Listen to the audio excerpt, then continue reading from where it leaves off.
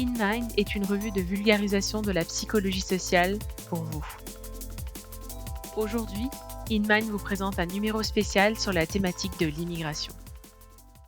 Bonjour Constantina Badea, vous êtes professeure de psychologie sociale à l'Université Paris-Nanterre, chercheur en psychologie sociale sur les relations intergroupes au sein du laboratoire LAPS, et surtout, vous êtes éditrice en chef du premier numéro spécial de l'InMind francophone, qui est centré sur la thématique de l'immigration.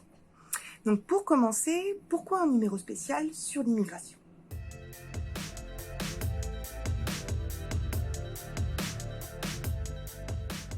L'immigration fait souvent objet de débats dans notre pays. Elle peut être perçue comme une menace à l'identité nationale, aussi bien du point de vue culturel que du point de vue économique ou sécuritaire. Ce sentiment de menace chez les membres de la société d'accueil est tout à fait compréhensible. Mais les partis politiques d'extrême droite en font un enjeu politique, électoral, en mettant la sécurité, la lutte contre la radicalisation au centre de leur programme. Le but de la recherche en psychologie sociale est, entre autres, d'identifier les facteurs qui peuvent augmenter ou diminuer ce sentiment de menace et ses conséquences au niveau des attitudes à l'égard des immigrés. Ce numéro spécial présente quelques travaux réalisés dans notre discipline sur ce sujet en particulier. 4 articles composent ce numéro spécial qui vient de sortir et tous se réunissent autour du concept de séparatisme.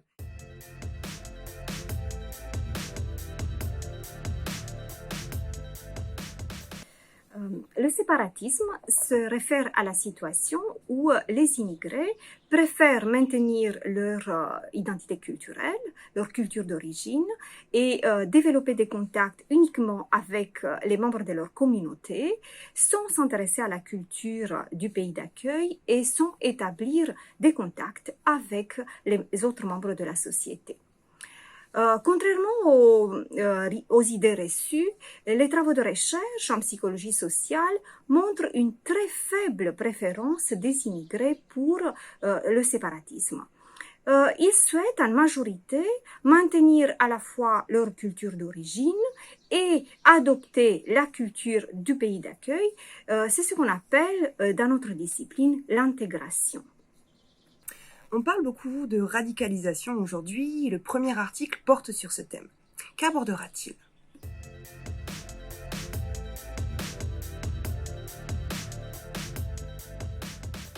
Eh bien, la radicalisation est un phénomène complexe qui est déterminé par de nombreux facteurs.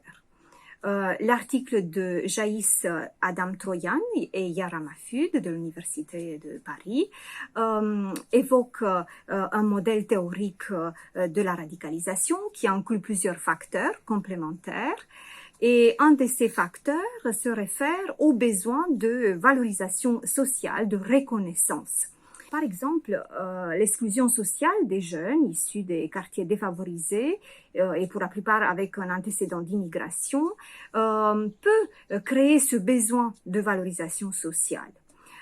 Ils se trouvent ainsi vulnérables face à des organisations extrémistes qui peuvent leur proposer un projet perçu comme grandiose et qui pourrait leur donner ainsi un sentiment de révalorisation. On voit donc que le séparatisme n'est pas le seul facteur qui explique la radicalisation. Mais est-ce que interdire le séparatisme et donc, entre guillemets, obliger les immigrés à adopter la culture française va empêcher la radicalisation et améliorer les relations interculturelles ?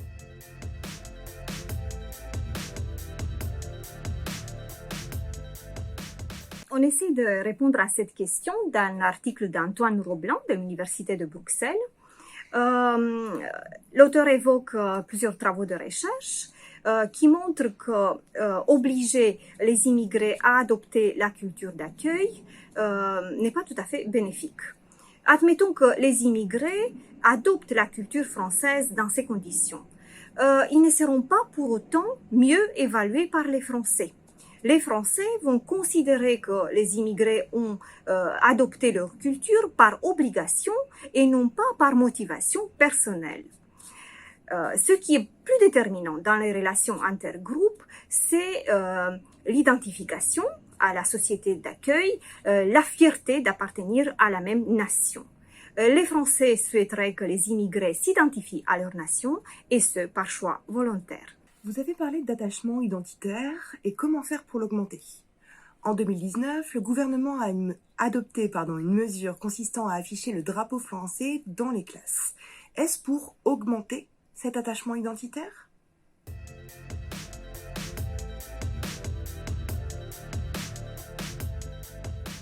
Eh bien, les résultats des travaux de recherche sont mitigés.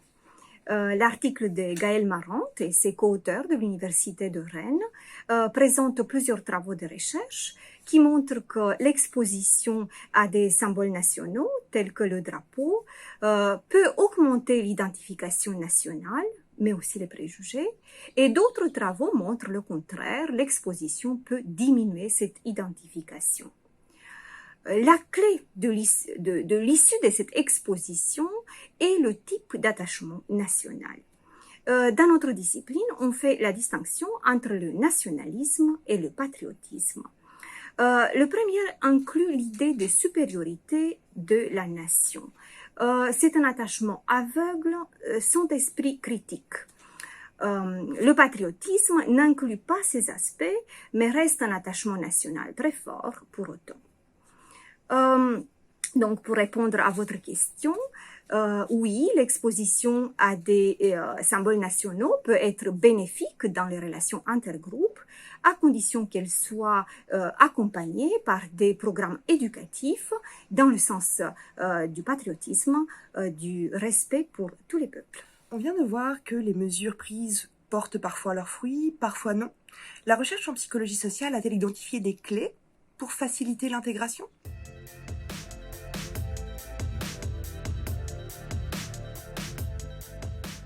L'article d'Armel Nugier de l'Université de Clermont-Ferrand sur le contact intergroupe peut nous donner quelques pistes de réflexion.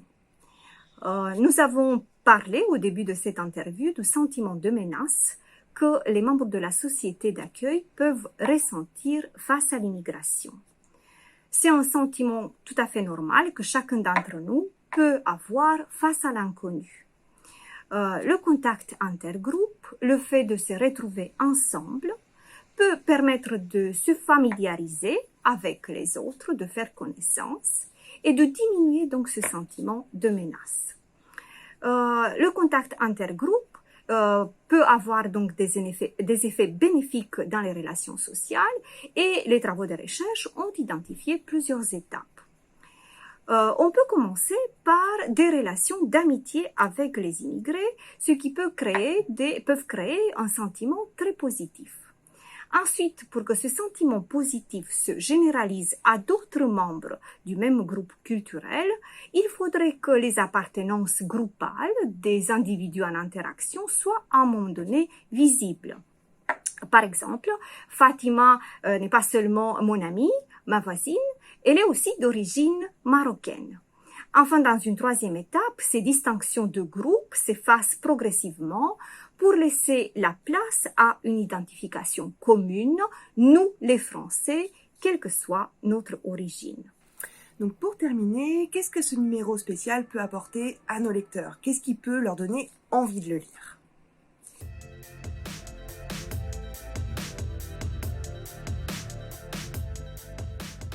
Ce numéro apporte un regard de la psychologie sociale sur l'immigration qui fait souvent débat dans notre société. Nous, les psychologues sociaux, nous essayons d'identifier les mécanismes psychologiques des conflits et les facteurs qui peuvent les augmenter ou les diminuer. Notre apport se situe d'abord au niveau de la connaissance scientifique.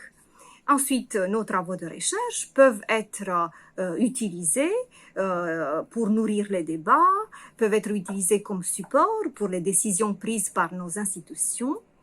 Nous avons finalement tous le même objectif, contribuer aux relations paisibles entre les différents groupes culturels qui vivent ensemble dans notre pays.